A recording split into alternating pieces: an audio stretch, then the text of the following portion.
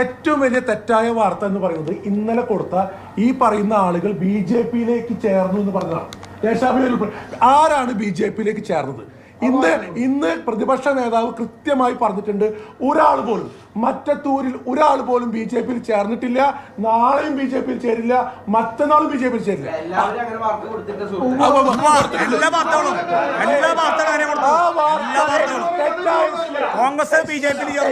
കൃത്യമായി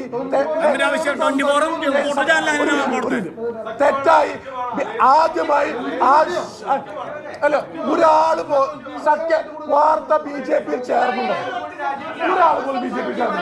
ഒരു രാജിവെച്ചോ? 8 പേര് കോൺഗ്രസിൽ നിന്ന് രാജിവെച്ചോ? അത് ഏതാ കാരണം? BJP ഒരു മുന്നണി ഉണ്ടാക്കി അവിടെ.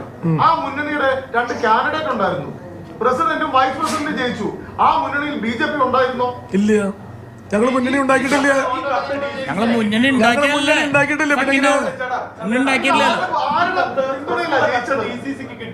കിട്ടിയിട്ടുണ്ട്. എങ്ങനെ കിട്ടി?